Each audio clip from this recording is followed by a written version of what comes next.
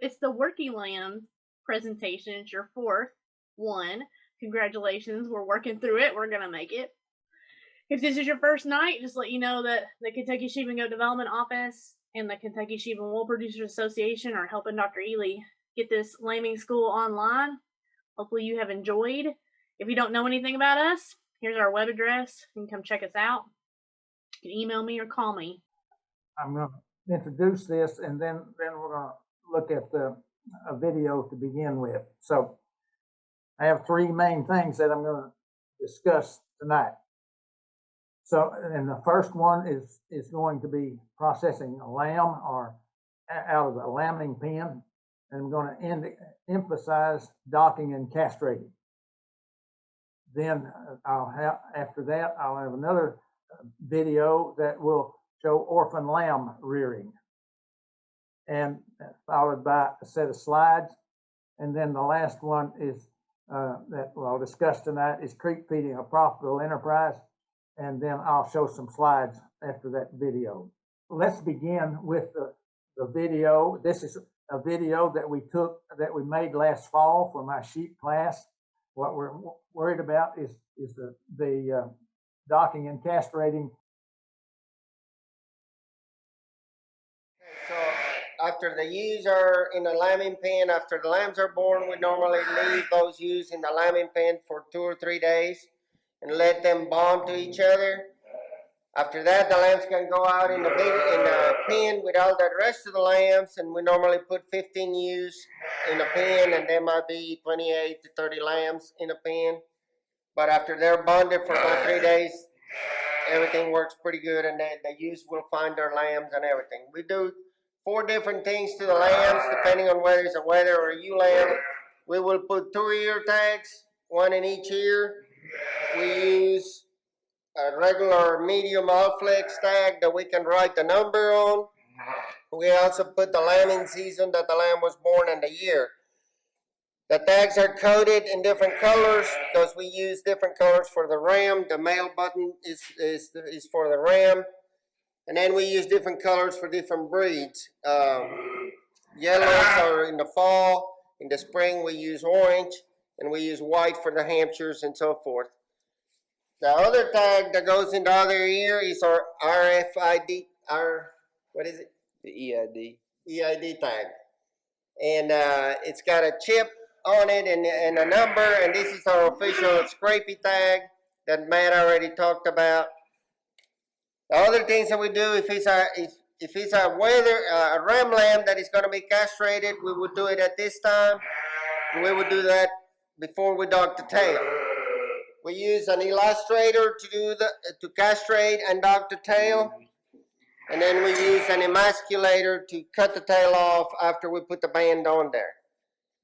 The last thing that we do is we vaccinate the lamb for orph or sore mouth. It's ovine ectema. It's the official name for it. It's a virus. It's a live virus. It's called orphan humans or sore mouth on lambs, and lambs can get sores around their lips if we don't vaccinate them, and they get them within 1 or 2 weeks after they're born. If we don't vaccinate the lambs and they get sores around their lips, they will give these sores to the ewe in her udder, and then the ewe won't let the lambs nurse, and that's when they become a problem. If you don't vaccinate and the ewes have already had sore mouth, it is really not a big deal because the ewe is not going to get it, and the lamb will develop immunity to the sores within 1 or 2 weeks after he gets the sores. But we vaccinate all of our lambs before they go back out in the pen, so hopefully we won't have a sore mouth outbreak. I'll go ahead and put the tag. Is this 31? 32. So we put the Alflex tag on first. And we put the tags in between. There are 3 ribs in the ear. We put our Alflex tag in between the top 2 ribs.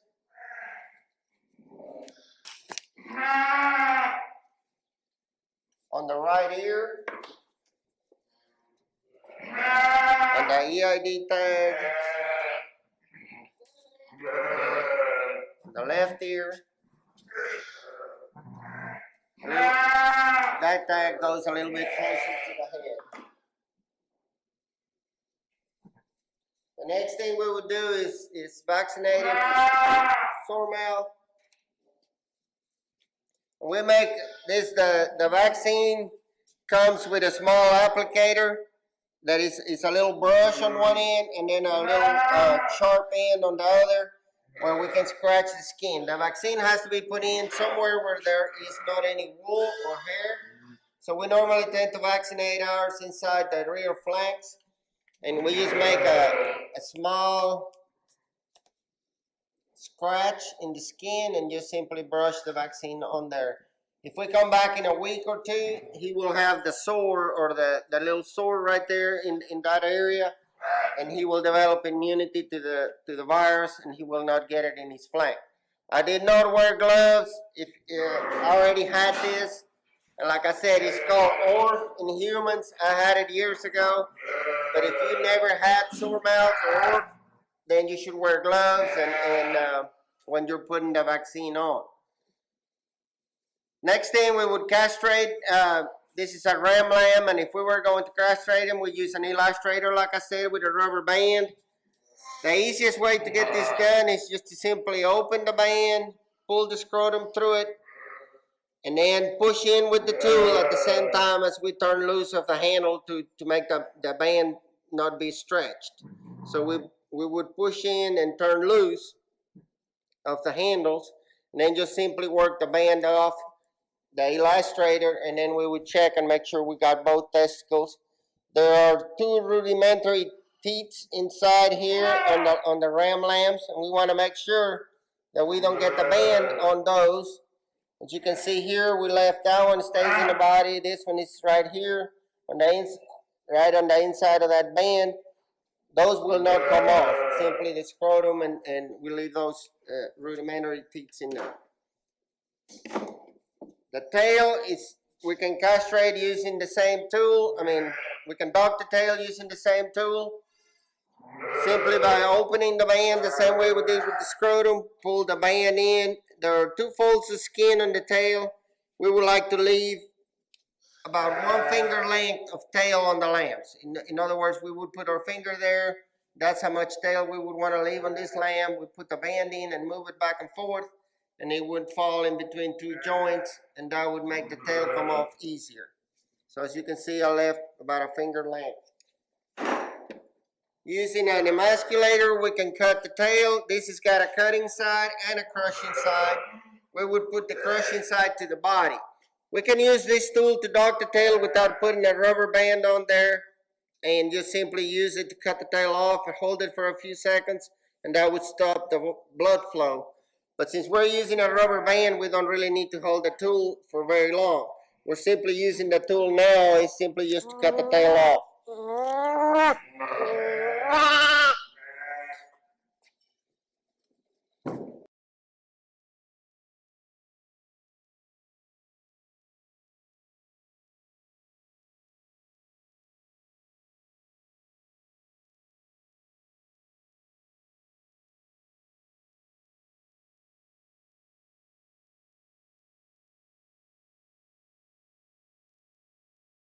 All right, so we've seen this or parts of it, and I understand that you folks know what's going on here. But I wanted to just preface a set of slides that I have here by showing this video.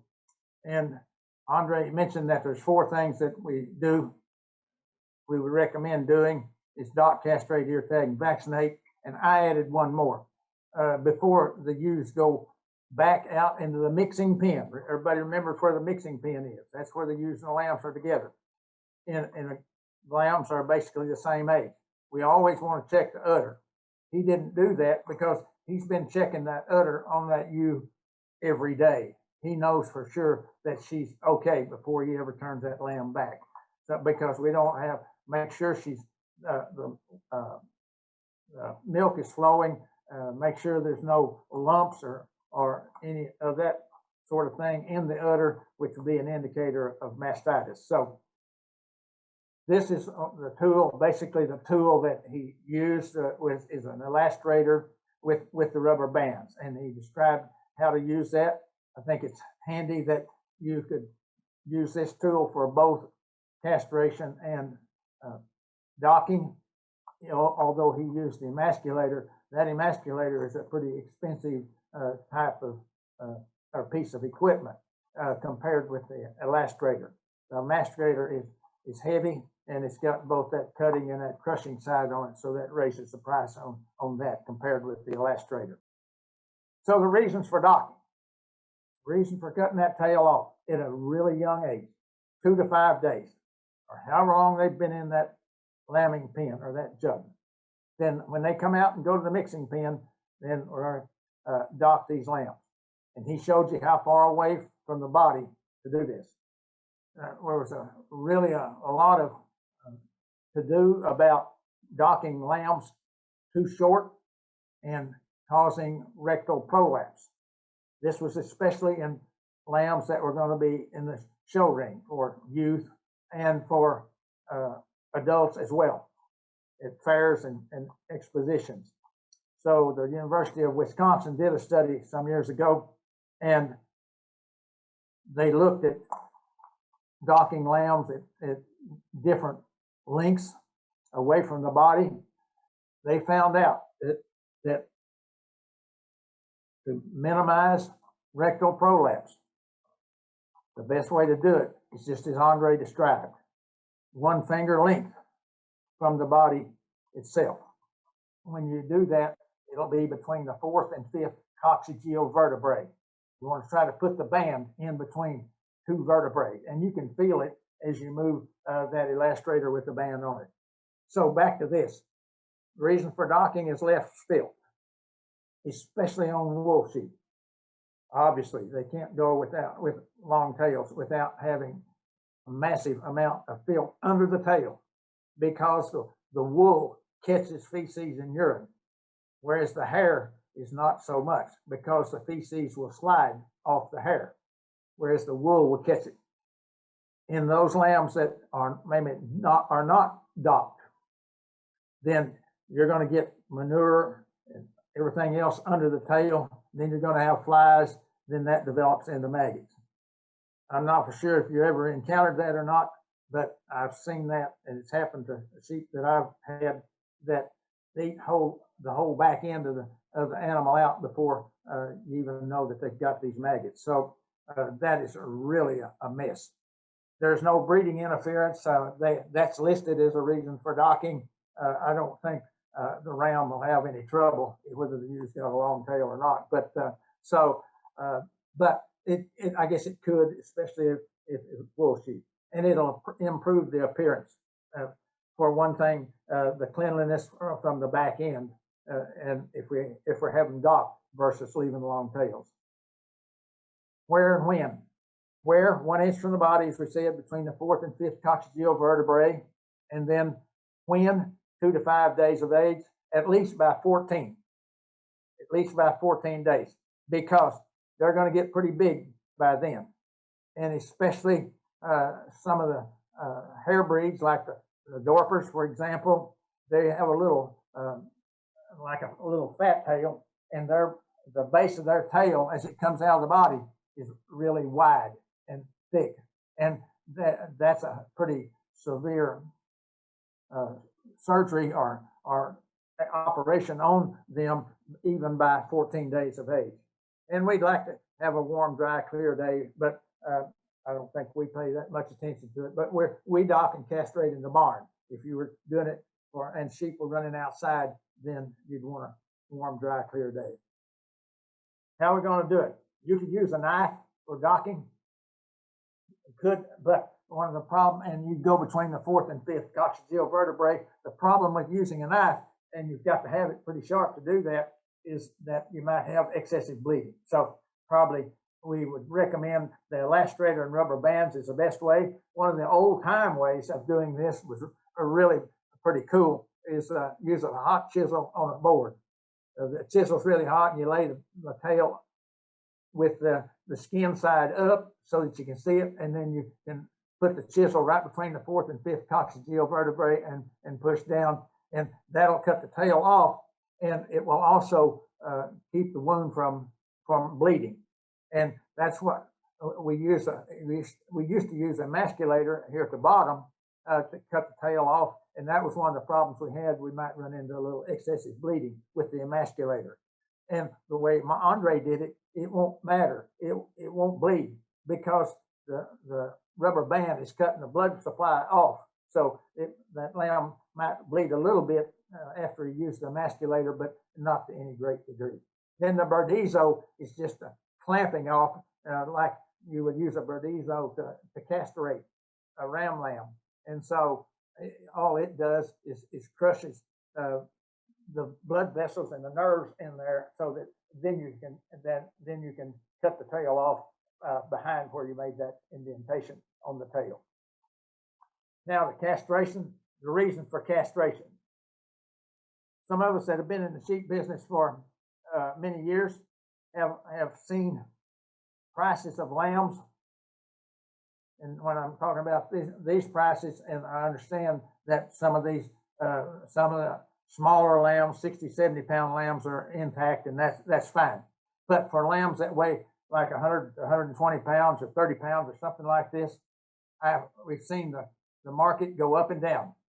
For a few years, they'll dock anybody that brings an intact ram lamb in there that might weigh 120 pounds, even though he's 4 months of age or 5 months of age, he hasn't reached sexual maturity or any of that.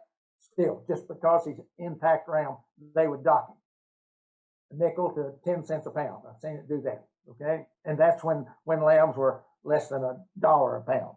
Okay, and so then I've seen now most of the time we can take ram lambs to market and get the same price as we can with wether lambs.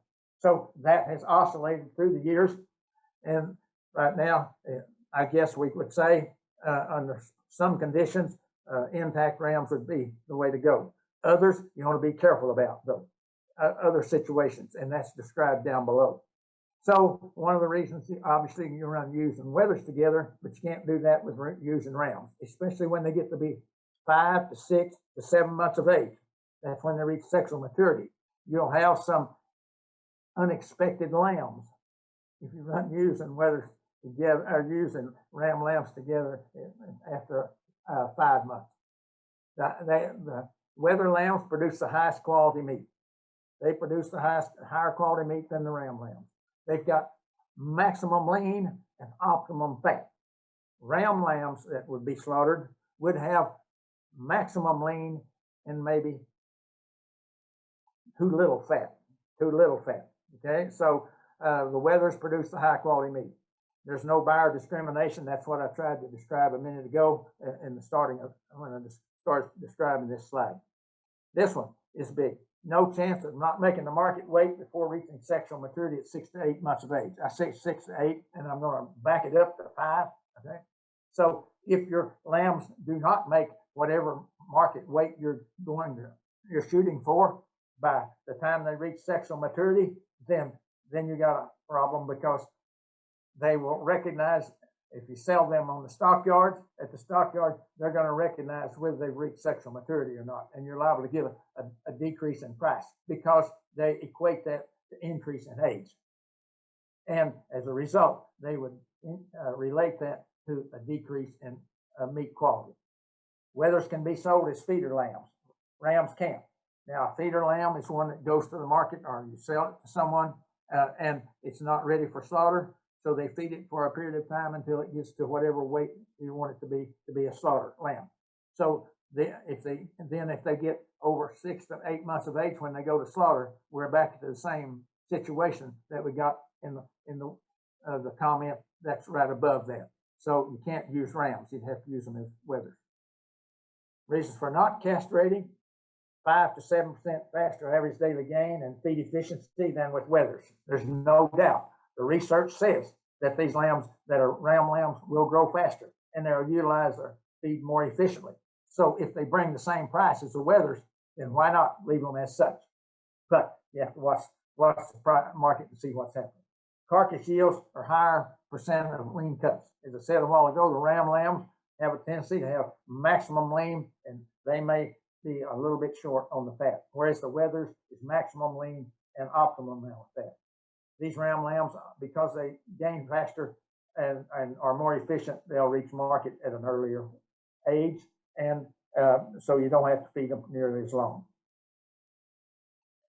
When you're going to castrate, same time we do the docking as Andre did, 2 to 5 days, certainly by 14 days, I think. Now, some people can go up to 30, 45 days, yes, but I think you run a little bit of a gamble there. Be careful, because you could have an open wound if your bands are not strong enough, and you might contract tetanus. Remember, we talked about tetanus before.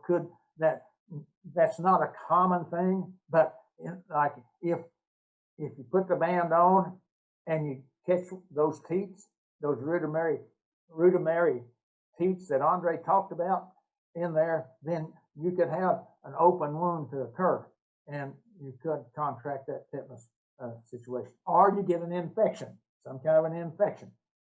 When they get to be 30, 40, 45 days or 60 days or something like this, then we're getting really big.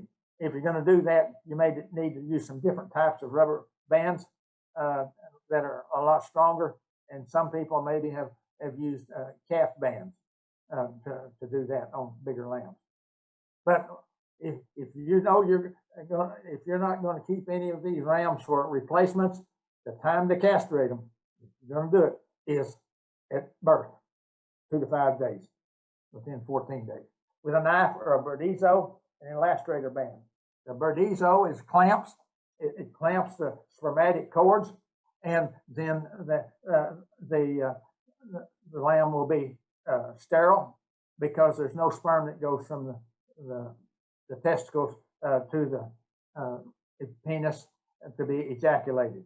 Again, we would recommend the elastrator and rubber bands. We think that is the best way to go. This shows kind of summarized here, rams versus wethers versus ewes. Average daily gain. I guess we all know that lambs are going to gain faster than wethers, and the wethers are going to gain faster than ewes. Okay. Feed efficiency. Feed efficiency or feed conversion. The pounds of feed required to produce each pound of gain. The pounds of feed required to produce each pound of gain. Ram lambs from like 60 pounds to 120 pounds, depending on the breed. Ram lambs might gain a pound a day and eat 4 pounds of feed. That's a 4-to-1 ratio.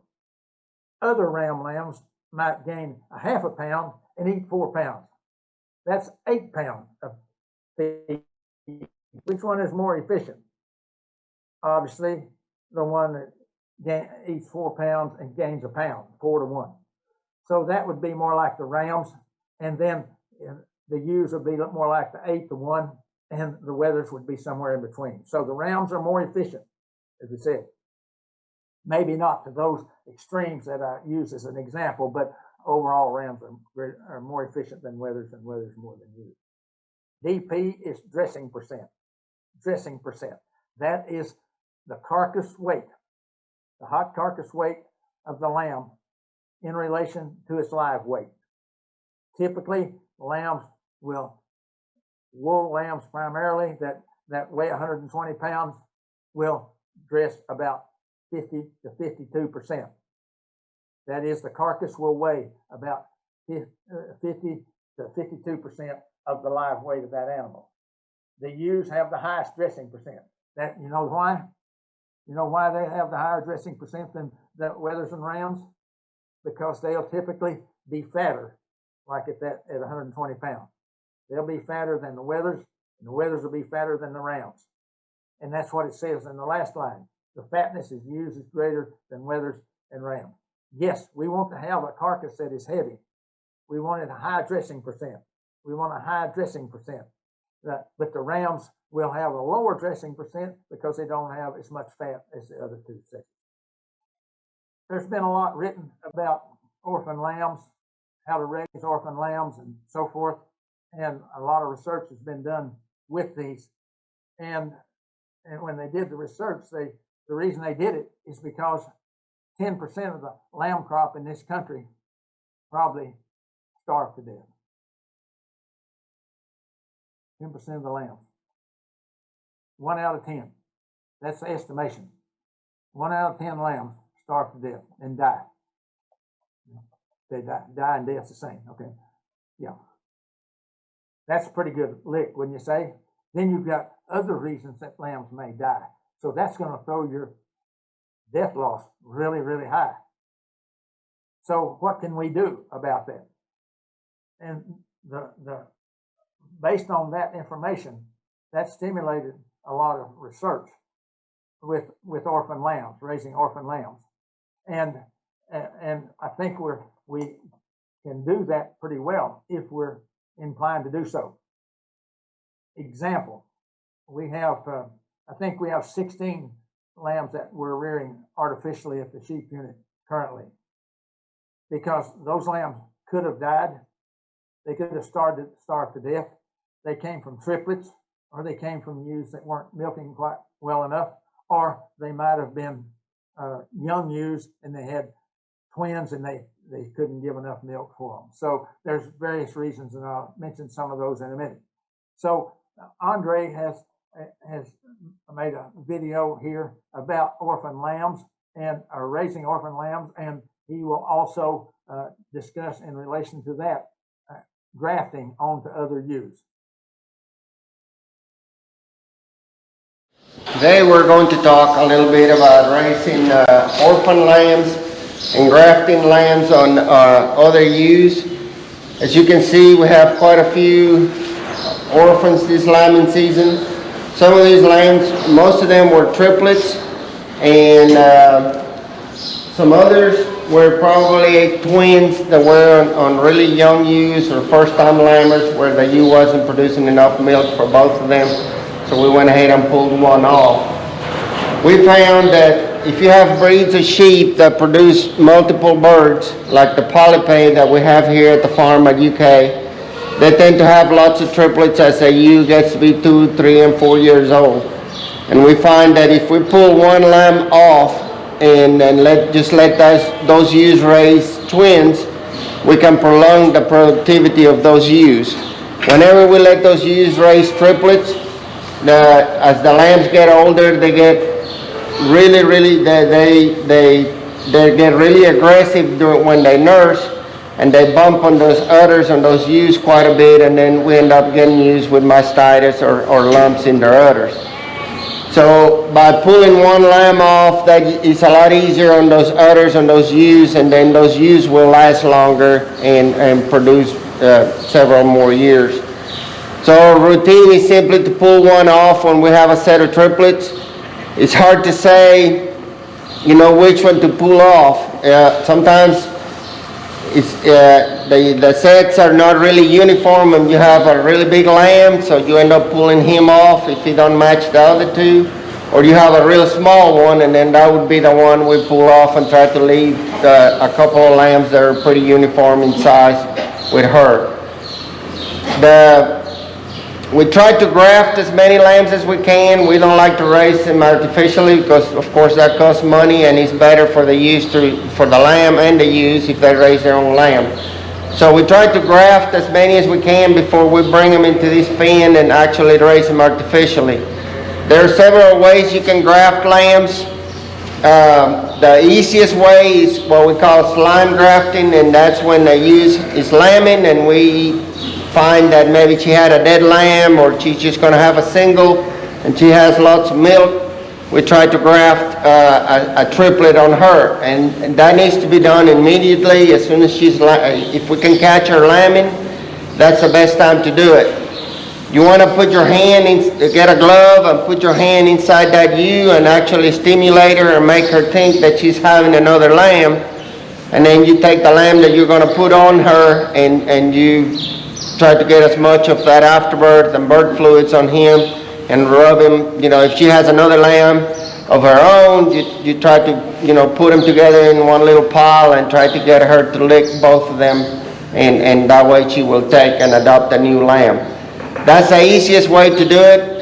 It works really well if you have a lot of ewes lambing at the same time, because you might have 10 ewes lamb doing in one day, and there's a lot going on, so you can adopt lots of lambs when that's going on. But if you're lambing really scattered, then that doesn't work very well sometimes, because the lambs get too old, and then they get the ewe will not take them. And grafting is not 100%. It doesn't work all the time, but you can be successful at doing it, in different ways. So slime grafting is to me the easiest and the best way. You can also do skin grafting, which is if a ewe loses her lamb and she already been nursing that lamb for 2 or 3 days or a week, and the lamb dies for some reason or another, you can go ahead and skin that lamb. And it's a lot of work, but some people can skin a lamb pretty easy if they hunt or something like that. They know how to do it. If you can skin that lamb and put the skin on the lamb you're going to put on her right over his body, that works just about 100% of the time. That you will have that smell of her lamb, and she will take the new lamb, and then after 3 or 4 days you can go ahead and take that skin off, because it's going to get pretty stinky, and you don't want that lamb carrying that around. But after that, you will take the lamb. That's another method. The other way to do it, you can also use a stanchion and go ahead and just put the ewe in the head gate and make her take the lamb. You're forcing her to take it, and some ewes after 2 or 3 days will take the lamb. Some ewes will never take the lamb. So it's not 100%, but it works.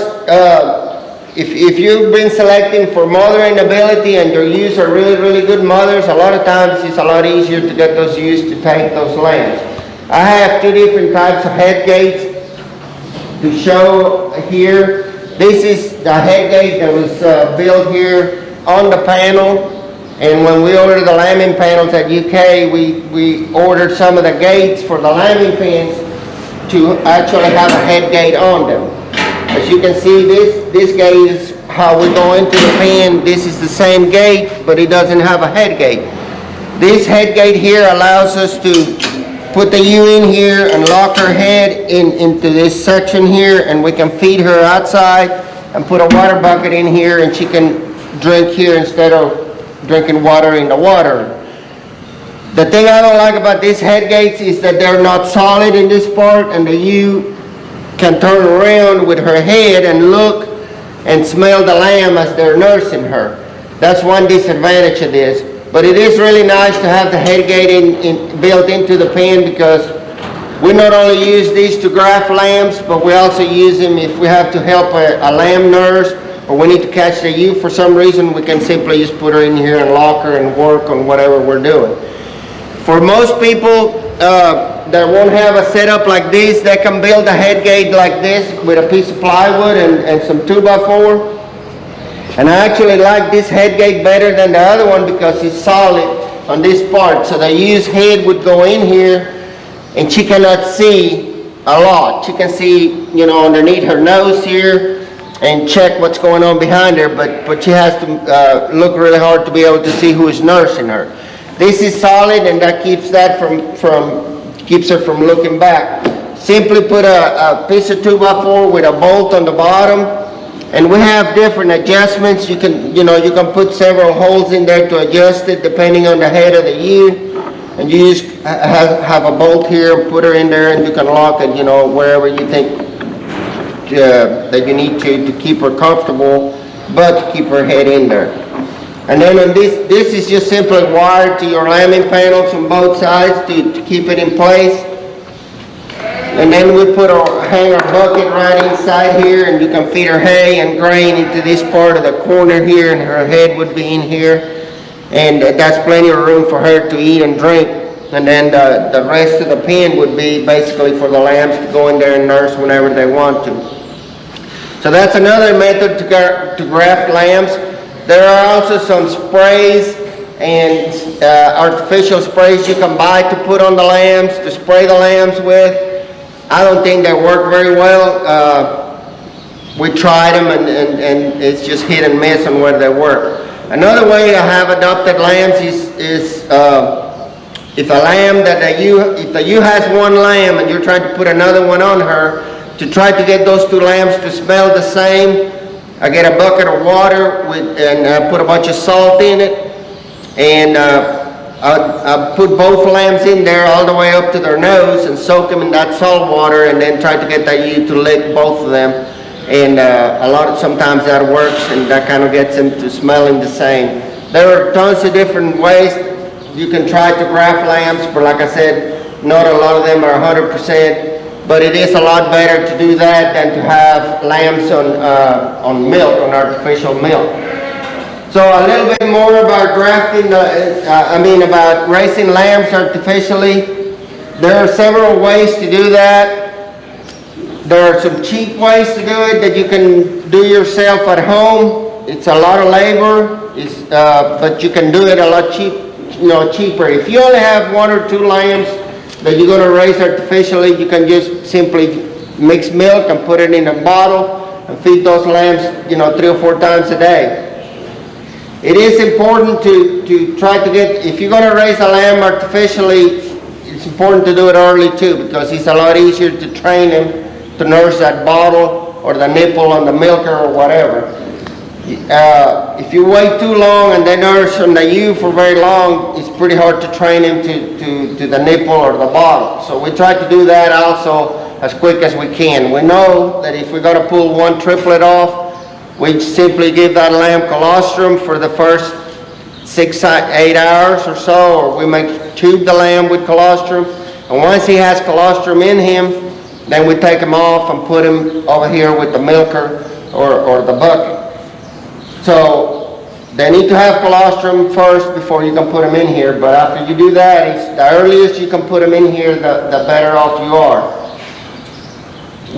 Since we have lots of lambs here, we have bought a lactate machine, which is a machine that mixes the milk warm, and then the lambs, that milk is mixed as the lambs nurse, so the milk doesn't sit in there very long, and it doesn't go bad.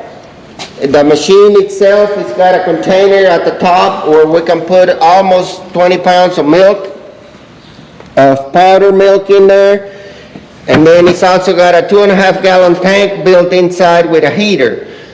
And as the lambs nurse, the milk volume, the mixed milk volume goes down here, and then it kicks the machine on and he mixes another batch of milk. So the milk is getting mixed constantly, just like the way the ewe produces milk. And they produce milk as the lamb's nurse, and the machine does the same thing. So this is a very natural way of raising lambs artificially, because the milk is warm and so forth, and it simulates the ewe. The problem with if you don't have one of these, and they're very expensive, you need to have lots of lambs to be able to justify having one of these. They reduce the labor of having to mix milk constantly to feed the lambs and cleaning things. It does have to be cleaned every day, and that's about the only labor that it takes. You clean the machine, take it apart and clean it, because you get milk built up in there and the machine doesn't work properly. But it does reduce a lot of labor, but you have to justify having lots of lambs. If you don't have lots of lambs, then you would simply mix milk every day and put it in either a bottle or buckets. The important thing to know, if you're going to sell fed lambs in a bucket and let them go to that bucket whenever they want to, you need to feed that milk cold so they can regulate the amount of milk that they drink. So it's better we like to put if we have a bucket like this with multiple openings, we buy the kit, which is like comes from Premier. I don't know if there are other suppliers that sell this, but simply it's a TID unit kit that you can screw in this bucket, and basically one part goes inside the bucket, and then you have your nipple, and it screws on like so, and it's really easy to work and use. You can make as many openings on a bucket as you want, and then you simply just hang this bucket on the side. It is important to hang the bucket somewhere between 9 and 12 inches, because that's about the normal height of the udder on a ewe. And it needs to be natural for the lambs to nurse, for that milk to go into the right place when they stretch their neck and they don't choke and so forth. You can also have a cooler set up outside your pen, and then run hoses the same way as we run hoses from this milking machine into the nipples inside the pen. You can have a cooler set up out here and mix a whole bunch of milk, and then just freeze Coke bottles or water bottles or so with water, freeze them, and that way you put that ice packs, anything like that that you can put in the milk, in the cooler, or in the bucket to keep that milk cold. So if you're mixing milk every day to put in your bucket, we recommend you mix your milk ahead of time, warm, so it will mix pretty easy, and then put it in the fridge, chill it, and once it's chilled, then you can put it in the bucket with an ice pack and keep it cold. The way that works is the lambs only nurse a little bit at a time, because if they're nursing on that cold milk, they get chilled and they just go and lay down, and when they get hungry again, they go drink again a little bit more milk. If you feed it warm, they're going to drink too much milk at one point, and then they get pot-bellied, and they don't look natural or normal. They look a lot better and healthier when they're just nursing a little bit at a time, as they do with their moms. As far as setting up a pen to put your lambs in, ideally it would be better to have a pen with a raised floor, a slatted floor, because these lambs tend to urinate a lot. They drink a lot, and believe it or not, even though they're small, they do mess up their pen quite a bit. So if you have a lot of lambs, it'd be better to have a raised floor, a slatted raised floor, where you can keep your lambs in there and they stay clean and dry and healthy. If you don't have that and you have a pen like this, you constantly are going to have to keep bedding them, because you want them to be dry and healthy in here. So what we have done here is we have two pens. These lambs, the majority of these lambs have already been weaned. And as you can see in our pens, we have lots of waters. We have the waters that the lambs are going to have to drink on when they leave this pen. So we try to train them to drink out of these automatic waters. And we put a bale of straw or something for them to stand on so they can reach the water. We also teach them to drink out of a bucket, and we have a bucket of clean water. It is very important that you have clean water for them all the time, because you want them to start drinking dry feed as soon as possible. So then we also have a feeder. In here we have dry feed. We put that in there and make it when the lambs are 2 or 3 days old. As soon as we put some lambs in this pen, we put dry feed. And this is a fine feed here that is really powdery, and that helps get that in their nose, and that gets them to start eating. We have a hay feeder, and you want to put the best hay that you can in your hay feeder. Some really good alfalfa is good, because they start nibbling in that hay probably before they will start eating the feed. So after about 10 or so days, they will start eating feed, and that's what you want. So then we can wean these lambs. These lambs on this side have not been weaned yet, because they're not old enough. We try to wean them when they're about 30 days old, and those lambs are normally going to weigh 25 to 30 pounds. And after 30 days, we notice that they start chewing their cud and they start eating dry feed, so we can take them off the milk, because it's very expensive to raise them on milk. It takes, on the average, probably 25 pounds of milk replacer to raise one lamb, which right now lamb prices are very good, and it's not too bad to raise lambs artificially, but sometimes it's not cost effective. The machine, like I said, is very expensive. Right now that machine is costing about $2,000, and but you can raise about 120 lambs at a time on that machine. That you can put up to 12 nipples in there, and each nipple can feed up to 10 lambs. So depending on your type of breed that you have, and the production that you have, whether or not you need to have one of those machines. And always make sure that the lambs are getting the feed. The main thing in this pen is that the lambs get access to dry feed, so you can wean them as quick as you can and the cheapest way possible. To wrap it up, something very important to do with orphan lambs that are raised on a bucket or on a milker is to vaccinate them early on for CD&T, especially type C, Clostridium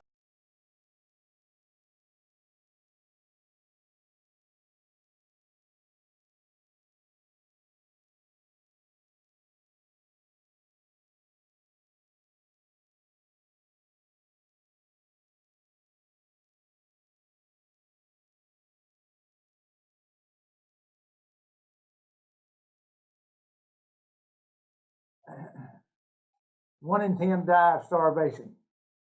How many lambs did you count in those pens? I don't know, I didn't count them, but just think, you could have lost some of those lambs. You have to make that decision as whether you want to spend the extra money, time, and effort to try to save these lambs or not, or you just let them die from starvation. I'm going to try to fill in a few of the holes that Andre didn't talk about, like getting them started on the milker and so forth, with some slides here. So artificially round lambs, a lot of people consider them as bonus lambs because they would have died. So and that cuts the death loss down, so we might get some income from them. And some of it may be profit, some of it may not be, depending on the price of lambs when you sell them. So where do we get them? He mentioned triplets and twins. I added quads. Sometimes we have ewes that do have quadruplets, do they not? Or they have weak twins like he's talking about. Or once in a while you get a ewe that won't claim a lamb, okay? But that ewe ought to be made to claim the lamb. She should be able. The shepherd should make sure that that ewe claims that lamb. Put her in jail, as we call it, or in those stanchions that he talked about. The longest that I have ever seen anyone leave a ewe in a stanchion like that is 60 days. It's 60 days. Yeah, he let the ewe out, as I've said before, let the ewe out as the lamb got older. She wouldn't mess with the lamb after that, wouldn't butt him around or anything like this. And so she raised that lamb to 60 days when the weaned. Mother may not have enough milk or no milk, and so you may have to stomach tube the lamb to get them started, and then she may continue not to have any milk. Maybe it doesn't come to her milk. Then you probably need to put that lamb on the milk replacer. Which one of these to put on milk replacer? It's the shepherd's call, and granted what Andre said. Make the early judgment. It's a lot easier to graft lambs when they're babies, just born, and select lambs that are not getting enough milk. You can see those. You know what they are. Another way to do it, people have said, you can take a bottle in there with some milk replacer in it. And you can take it in there, and those lambs that are a little cold, you can pick those out. See if they'll take that nipple when you put it in their mouth. See if they'll nurse on it. If they will do that, then they're candidates for artificial rearing. If he turns up his nose to it and goes the other way, let him tough it out. But make sure they get the colostrum. We've talked about this enough, from either the ewe or a stomach tube. And Andre mentioned 6 to 8 hours after of colostrum feeding. Yes, and that varies. That varies. We've seen before in this lambing school, talking about giving 2 to 4 ounces every 4 hours up to about 24 hours. So that'd be 5 feeding. That'd be a max.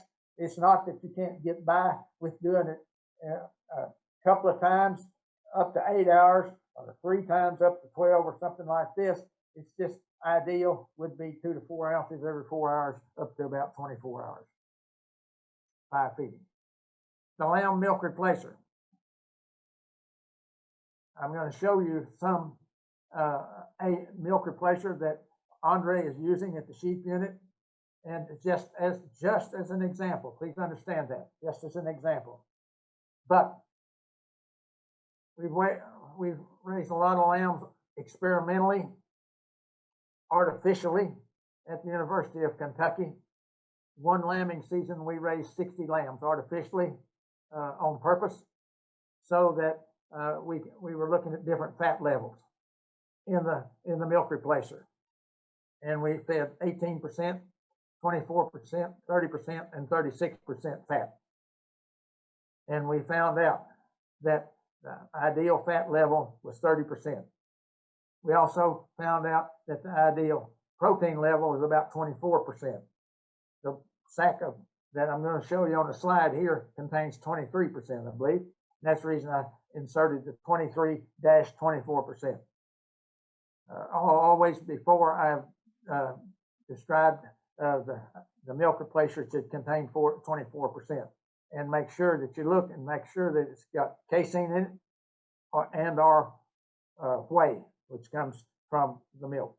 Then the 30% fat is usually animal fat, and if it's been homogenized, that's better. That whole milk replacer deal needs to be digestible easily by the lamb, contains vitamin and minerals, and he mixing it in warm water and then cooling it, and then it mixes with the other warm water in the automatic container, and then that will allow the lamb to consume it in a warm solution. However, if you are feeding it cold, then you've got to mix it warm, put it in a refrigerator or something, and then let it cool off, and then pour it into the milk bucket or a container and then you have to keep it cold with ice bags or something like the Coke bottles he talked about. Okay. This was what the sack that I'm going to show you in the next slide. This is what it said. Guaranteed analysis. 23% protein, 30% fat, at crude fiber, ash are the minerals, the calcium, that's total minerals, the calcium specifically, and the phosphorus, selenium, vitamins, and then the microbes down there at the bottom. So that's what it says. Next slide. You can't really see this very well, but what was on that slide is the guaranteed analysis that's shown here on the sack. And then down below are the ingredients. That are everything, they got about everything but the kitchen sink in here. And, but yes, we've got B vitamins in here. The baby lamb that does not have a functioning rumen needs the B vitamins just as humans and non-ruminants need. The other side of the bag describes how to mix it, and then the feeding instructions for it. If you are feeding it in a machine, or you're feeding it by hand out of a bucket. So I'm going to go step by step how to get these lambs started. Colostrum, warm the first 24 hours, either some from the ewe or frozen colostrum that you thaw out and warm up in stomach tube. After you are finished with the colostrum feeding, whether it's 12 hours or 8 hours, as Andre said, or 24 hours, do not feed the lamb anything for the next 6 hours, because you want that lamb to be hungry when you try to teach him how to nurse. So then the next 24 hours, 2 to 4 ounces warm feeding. Okay. This is hand feeding. So we'll be able to provide that milk replacer warm each time, just as we would feed babies on a bottle. 4 times a day. 4 times a day. That's not just from 8 to 5. That is from midnight to midnight. Don't allow the lamb to nurse for more than 5 to 10 minutes at a time. If you allow him to nurse, you don't want him to nurse if the bottle is empty, to continue to nurse on the nipple. And if he is spending that much time consuming the milk replacer, he's going to eat too much. So a maximum of 10 minutes, preferably 5 minutes once the lamb gets adjusted. Then the next 5 to 7 days, we're going to feed it warm, but we're going to feed more each time. We're going to feed it 4 times a day still. Then we're down here the next 7 days. Look what we're doing, 10 to 15 ounces warm per feeding, 3 times a day. Is there any labor involved in this? You bet there is. And there's a lot of patience that must be done here. Have grain and hay available, as was described in the video. Have it available by day 7, 1 week of age, by day 7. Then begin to cut the milk replacer back at 2 weeks of age. It seems like we just got them started, doesn't it? We build them up, consume. What did we say in the previous slide? How much? 10 to 15 ounces. Okay. Then after 2 weeks, then we start to cut them back and gradually wean them feed less amount, same number of times a day, but lesser amounts, so that at 25 to 30 pounds, 30 days to 45 days. Andre said he tried to wean in 30 days. They should weigh 25 to 30 pounds in 30 to 45 days. Then they will, as he said, will start to chew their cud. You can see them do that. That means their rumen is functioning. They should be able to be weaned at that time. They're not going to be as big and fancy as they are on the ewe a lot of times. They're not going to be there, but that's okay. They'll eventually catch up. Lambs will eat more, they'll grow faster, and wean younger if you self-feed them, like on the automatic machine or out of a bucket. Now, self-feeding, milk replacer. You have to, you can either feed it cold or with the machine, as he described. When we're talking about cold, that milk replacer that lamb consumes is 33 to 40 degrees Fahrenheit. It's cold. He'll go over there and take a swallow or two, then he'll shiver, go over and lay down. Then in a few minutes, he'll get up and come get another swallow or two. He'll shiver, go lay down, come back. That's the way the cold deal works. That's to prevent them from overeating, consuming too much. The machine, as he described, regulates this so that they do not consume much. Start these lambs the same way. First 24 hours, do not rate for the next 6 hours off that machine.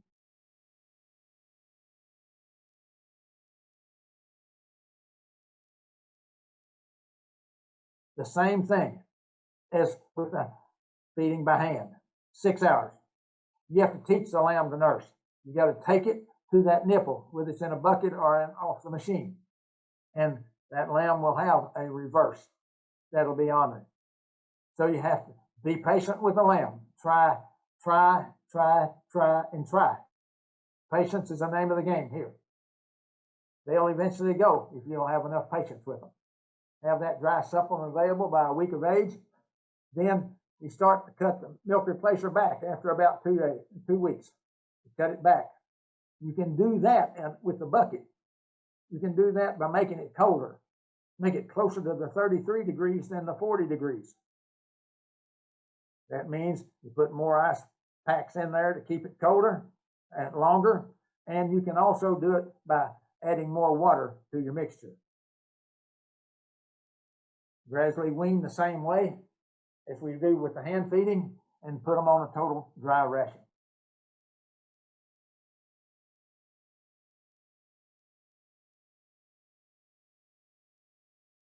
The weaning period preparation looks like this.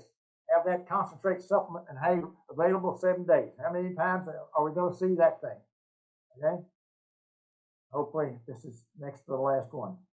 Supplement, then the supplement they have available to them is 90% ground shell corn, 10% soybean meal. Now, that is the cheapest and the best supplement to have for these lambs. 90% and 10. Reduce the milk pressure gradually. After weaning adjustment, replace the ground shell corn and the soybean meal with cracked corn and soybean meal pellets. Because the cracked corn and the soybean meal pellets are the same physical form. The shell corn and the soybean meal is the same physical form. So you want them in the same, the mixture, whatever you're going to feed, to be the same physical form so that these lambs don't pick out just the pellets or just the corn grain. They need to eat the entire ration. Okay? Creep feeding is when the ewe is raising the lamb. Ewes and lambs are in the same pen. That's different from the replacement or the orphan lambs. That's different from the orphan lambs. That is a supplement that we provide to those lambs. We're going to provide a supplement, but it's as a creep feed supplement, and it's fed in a creep feeder, or it's in a creep feeding area. This is a real short description of the creep feeders that we have at the university. You can see the video.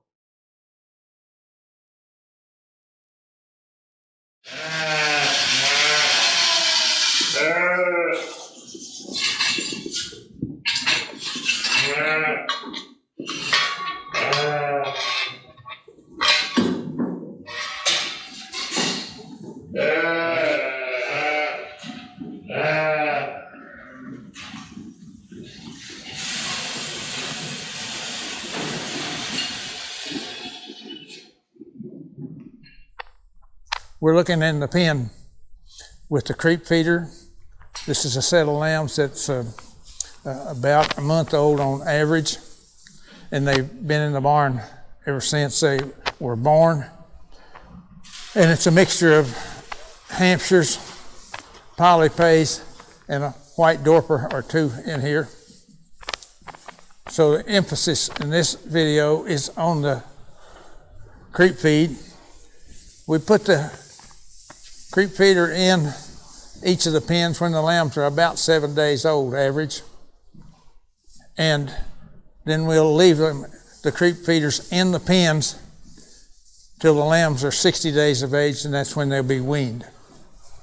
I'm going to walk in and show you how this creep feeding setup works, fully realizing that not everyone's going to have a setup like this. You can make all kinds of creep areas for the lambs. You can panel off a creep area just with panels that are movable. And you can put a trough in here and keep the feed in there for the lambs to go to. They go to it specifically after the ewes have been fed. That's when they'll typically go in, and then you can add buckets of feed or amounts of feed to the troughs on a daily basis if you so desire. Or you can set up a self-feeder. You could even make one of these self-feeders that would be like the metal ones that we're looking at here. A lot cheaper and can work just as well.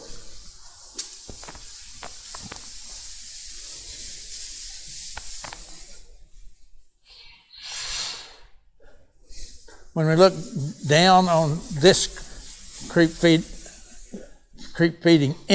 entrance, what we try to do is keep the distance between these rollers narrow enough so that the ewes can't get in. That is one of the disadvantages of creep feeding if you don't early wean the lambs. It's 60 days. Sometimes the ewes can get as narrow as the lambs are, or the lambs can get as wide as the ewes are, and the ewes will get into the creep feeder and consume too much, and they can die from overeating, enterotoxemia. But so this is adjustable so that you can make it more narrow or widen it, however you so desire. But the other thing is, if you look at the bedding that we have out here versus the bedding that's in the creep area, we try to keep that really nice and dry. And I think you can see that it is. That's where that'll draw the lambs to this area for them to rest, and then after they've rested, then they'll start to eat the creep feed. I'm going to walk in the gate.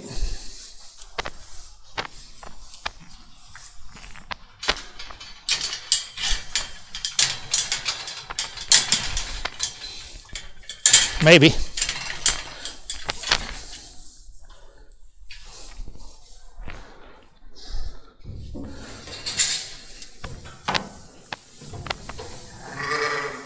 Start with a small amount, and we can also work this so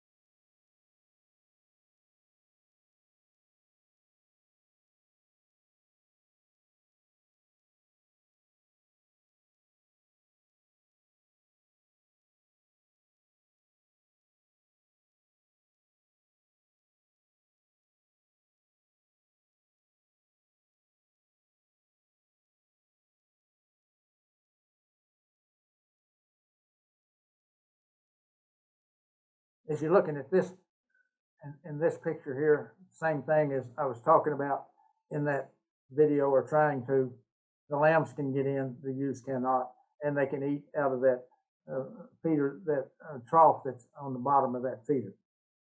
Those feeders will hold about 500 pounds of grain. So I'm going to discuss a little bit about why we creep feed, how to go about doing it, and the advantages in the end of creep feeding. If we creep feed our lambs, we can initiate dry feed intake. Energy is the primary nutrient versus protein, minerals, and vitamins. We want them to consume maximum amount of energy. That's carbohydrates and fats, like the all grain creep feed that we provide. So that'll initiate dry feed intake quicker, and so they then can be adjusted to the dry feed when you wean the lambs from the ewes. It also stimulates rumen development. This lamb is born without a functional rumen. It has it in its digestive tract, but it's not doing anything. It has to be primed. And so the milk that the lamb consumes goes directly to the abomasum, which is a true stomach. So they have to consume the dry feed in order to stimulate rumen development.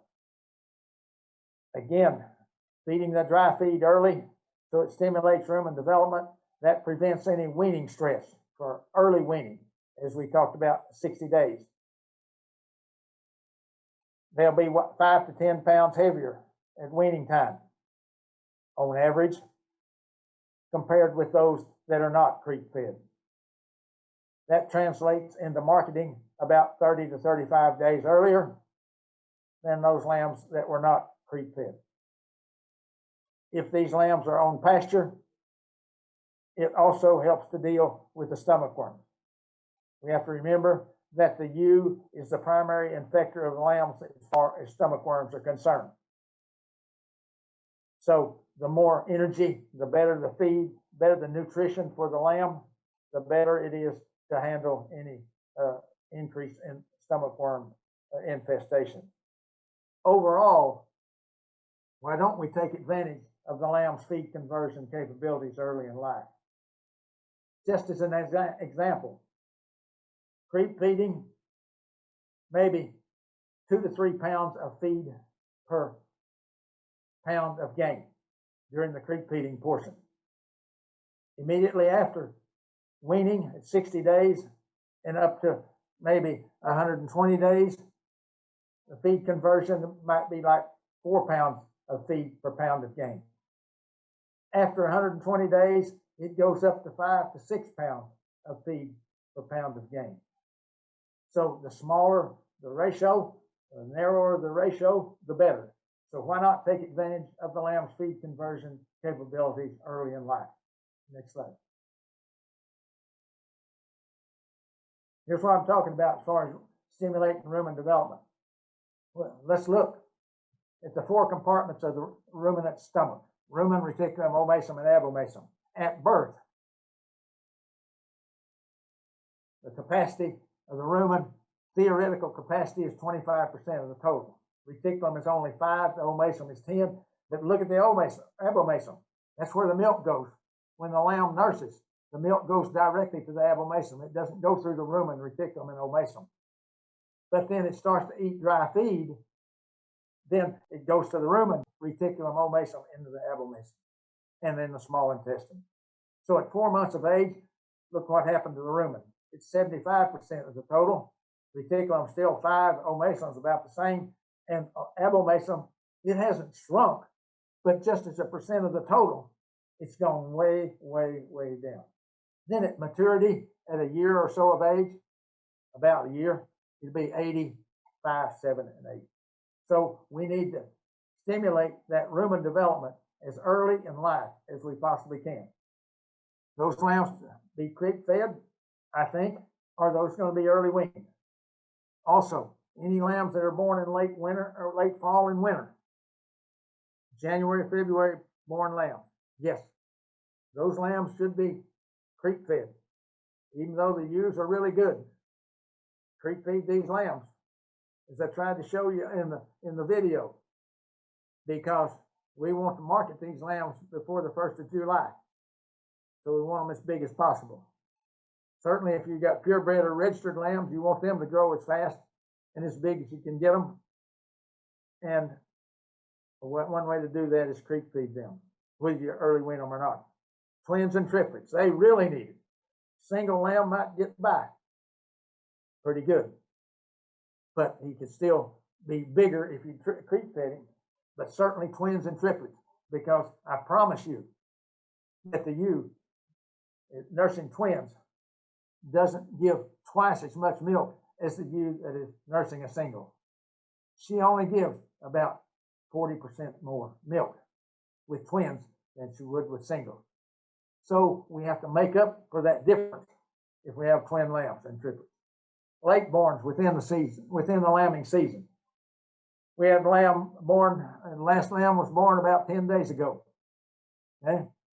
We had 2 or 3 others. Those lambs really need it because they're behind those that are a month or 2 old. They're way behind. So we got to try to help them catch up as much as we can.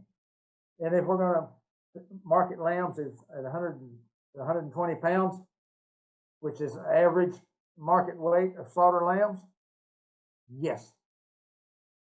Get them to market as soon as we possibly can. Then we may have to graft. Go back to graft. Techniques. There's that 7 days old. I said the once more, it's twice more. Sorry. Don't be disturbed if you don't see them eating any feed in the first month. All the creek feed that we've measured, creek feed intake that we've measured over the years shows that this lamb will eat about 1 pound total of creek feed in the first 28 days of life. But let me tell you, after that 28th day, that feed intake increases significantly because the ewe's milk production starts to decrease. So the lamb needs something to make up the difference. He eats more dry feed. And it'll really be going strong by the time 60 days at weaning time comes around. So put that creek feeder in a high traffic area if you can. Ours are in a pretty high traffic area because it's by the water, for one thing. But our pens are small enough that really there's not any significant difference other than we try to keep it dry, clean, bedded, and warm to attract the lambs in there. Let them sleep in there instead of out in the big pen. That's good. And you could make this feeding area. The feeders could be self-feeder, or you could feed them in a trough, as I tried to illustrate in the aborted video. If openings to the self-feeding or the trough feeding area, if you're feeding out of a trough, have to be wider than 7 inches, it's time to wean, because they're 60 days of age or older, and if you open it up any further, the ewes are going to be so thin, some of them are going to go through those openings and they'll gorge themselves with all that grain one night, and you'll find them dead in there the next morning. Another creek ration, if that looks like this, wider than 7 inches. Some creek diets. This is actually 7 days, a ration that we feed at 28 days. I'm not advertising that specifically. I just same thing. Just as an illustration, you can get reared lamb. This ration elsewhere, similar ration, 28 days to weaning. 80% of the cracked corn plus of cracked corn meal pellets and soybean meal, ammonium chloride. Distiller's dried grain ammonium chloride is a complete mineral mix. We recommend adding that to all ammonium chloride, your rations, vitamin E, and vitamin A, D, and E premix. Okay, because now this ration is urinary calculi in wethers and ram lambs, but it's handy. Urinary calculi is cracked corn thing as, and then kidney soybean meal in humans. Ammonium chloride, distillers dried grains, the complete mineral mix, ammonium chloride, vitamin E, and urinary calculi is put into a pellet, rams, so that it is the same physical form as the cracked corn. It does not have a problem with urinary calculi. But we go ahead and feed it to all sexes. We feed it to all types of our sheep because it's more convenient for us to feed one ration to everything, just in different amounts, depending on the sheep. But they're getting ammonium chloride, every one of them, and it doesn't hurt them if they're ewes or ewe lambs. That won't hurt them at all. Okay? So we recommend ammonium chloride. That's the point I wanted to make on this slide.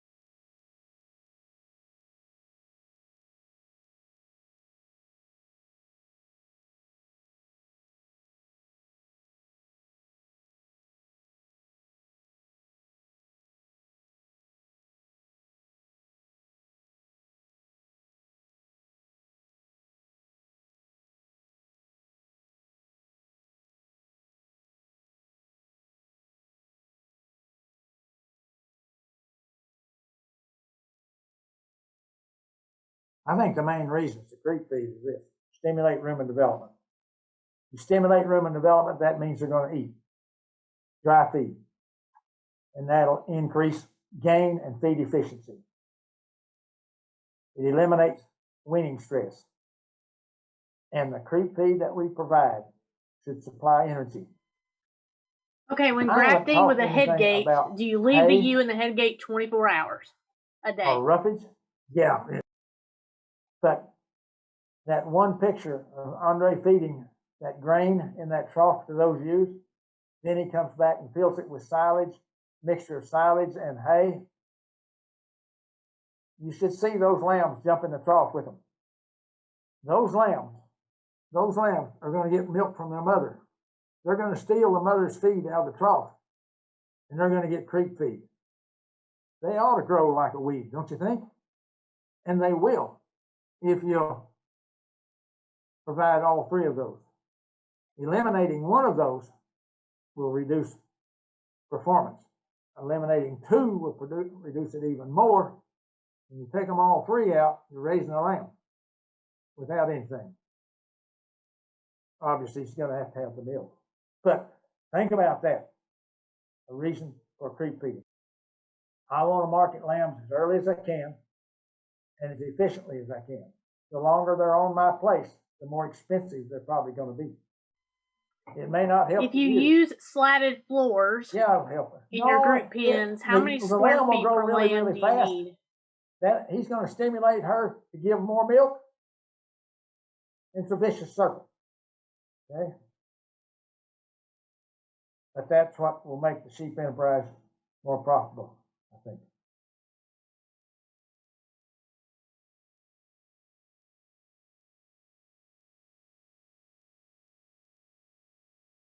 It won't hurt her. To get her started.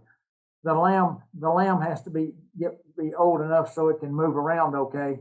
Then you can turn her out and see what she does to the lamb. If she knocks him up against the wall, then we put her back in the jail, okay? For another 24 hours or 12 hours or something like this. And then let her out again. If she does the same thing, we put her back, okay? Eventually, she'll wise up, except that one ewe that I described stayed in there 60 days. Eventually, she'll wise up. Do you need to give the ewes any form of medication to help them dry up? She can eat. She can have water. We don't. She's okay. It's just that she can't walk around. After we look at the lamb and we see how strong it is, we'll turn them together and observe what happens and decide whether we have to put her back in or not.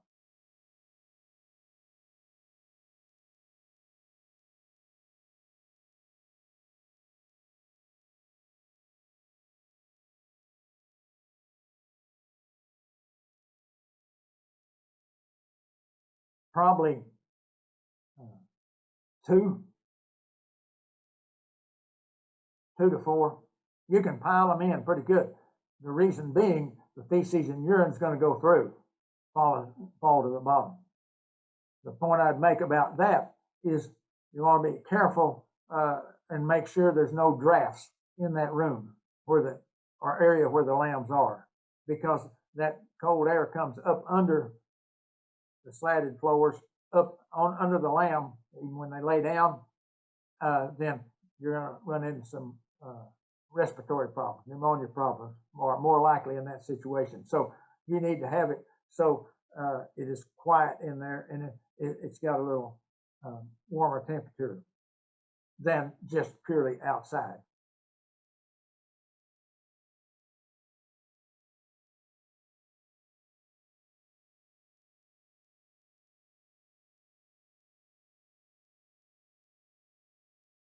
No, the last 10 days, week to 10 days of before we're weaning lambs on the 19th of March. So probably on the 10th, 11th, or 12th, we'll take the grain away that they've been consuming. They won't get any of the concentrate. Then we will cut the hay back through that week or 10 days so that they don't eat as much. They'll squawk, they'll think they're starving to death, but they're okay. And we'll gradually do that to the point, then we get the day we take the lambs away, we don't let them have any feed or water for at least 24 hours. I think you might have possible pneumonia or a high temperature. What would be a high temperature? On the temperature, and is penicillin a good medicine? Let them have water after 24 hours. So no feed or water for no feed for 48 hours, and no water at least for 24 hours. After you have removed the grain or the concentrate and reduced the hay intake down to 0. Then, at about a month or so later, you need to palpate the udders of the ewes. Let them involute, let the udders involute, and catch the ewes, palpate the udders, and see if there's any mastitic, I call it knots or abnormalities in the udder. If there is, then you might consider milk replacers that you can get in places like TSC or Rural King are going to have wheat and soy proteins in them versus milk proteins. Her milk production. Is that an issue for lambs? Because it seems like in calves they have a hard time digesting that protein early on, and then it gets better. Is that the same way with lambs? That's you just have to decide whether it's bad enough to cull the ewe or not.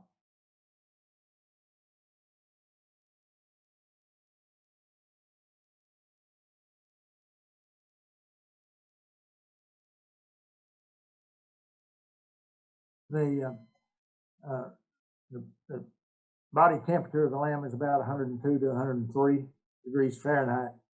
So then if it gets up higher than that, up to 104 or 5, even up to 6, I'd start looking at it. And you can tell they'll have their ears down, they'll be sorted out, other symptoms of pneumonia, and then you got to use antibiotics and pray that the lamb will get over the pneumonia. There's all kinds of antibiotics to use. Penicillin is our standard that we go with first and foremost. Okay, is it all right to feed whole kernel corn if to that lambs? Doesn't work, we'd have to get our hands on those, get those from. You can do that supply place or a vet clinic.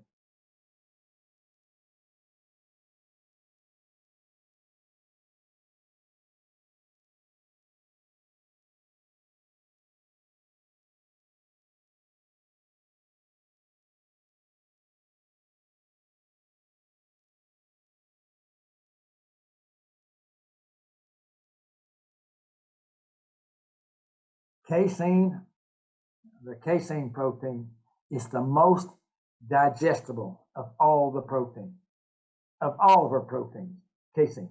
And guess where casein comes from? Milk. Milk. Then the other one, the one we use, as you saw, it's got whey protein in it. Guess where it comes from? Milk. Yes. But these are more digestible and more utilizable and easier utilized by the lamb than the other proteins. Just like you described here for the calf. It'd be the same. Try to get those that would have milk protein. How many pounds per lamb per head per day? So it's got do they eat animal between fat days as well. 28 and days 60? Plant fat does not work as well for lamb.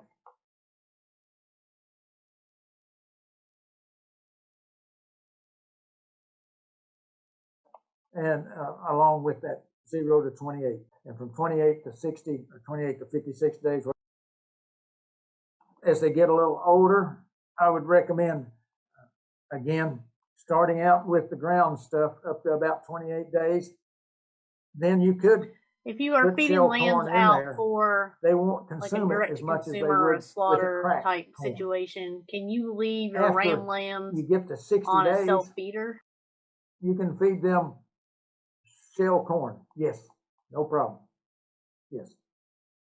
Because if we saw the rumen development, we see what's happening here as they're changing to ram lambs developing so that they can digest that shell corn. Yeah, you can do it. So, but I start out with the ground and then can you keep it on the ground feed grade limestone 60 days and then for calcium in place of ammonium chloride? No, those are two different things. The cracked corn in the middle. It seems like it would be more gradual if you went from shell to cracked to whole.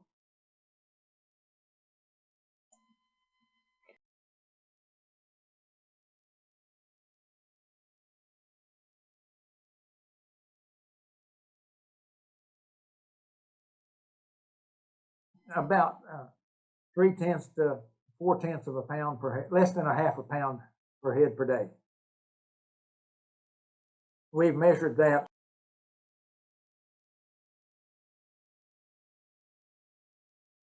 Whatever, it'll average about 4/10 of a pound per head per day.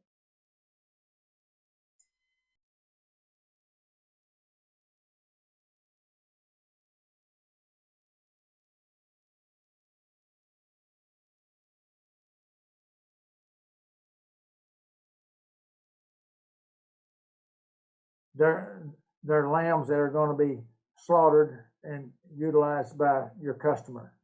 I guess is what we're saying. Yes. I don't know why you wouldn't.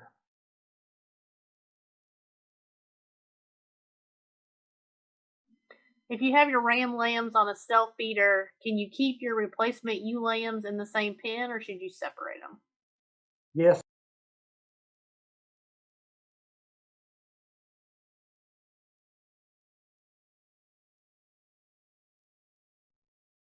The limestone supplies calcium. Okay, it's a source of calcium. Anytime that you feed a high grain ration with a minimum of roughage, you need to make sure that you supply supplemental calcium in the form of ground limestone. Ammonium chloride is to be fed all the time to ram. Is it okay to creep feed freshly weaned lambs? It is will they ammonium. overeat? If you wean the lamb, doesn't have any calcium in it, but it has to keep the urine acid, and by the urine being acid, then it will dissolve any mineral products that are in the urinary tract if it's acid, and that keeps from stones from building up and blocking the excretion of urine. So there's a significant difference between those two products. The limestone is for calcium. The ammonium chloride is for urinary calculi.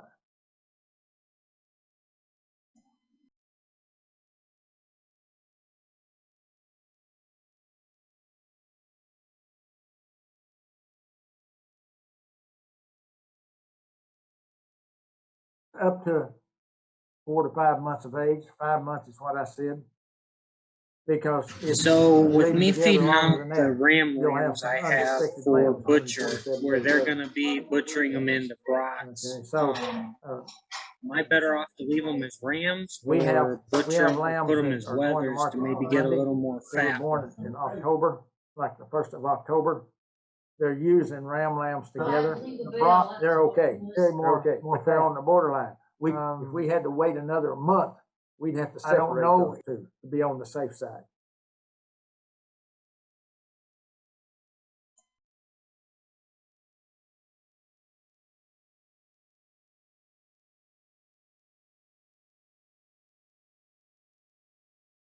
And they have not been creep fed up to weaning, then you must start them gradually.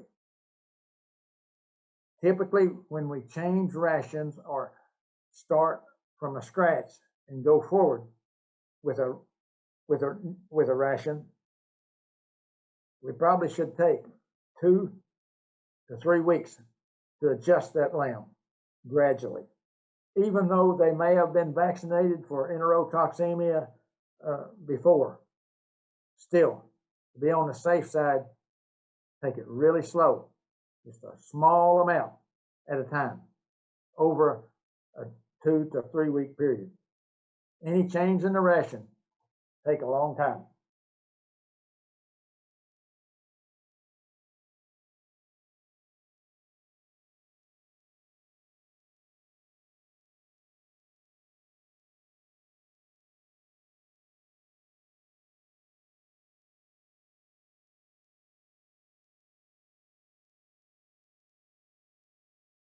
Yeah, because just because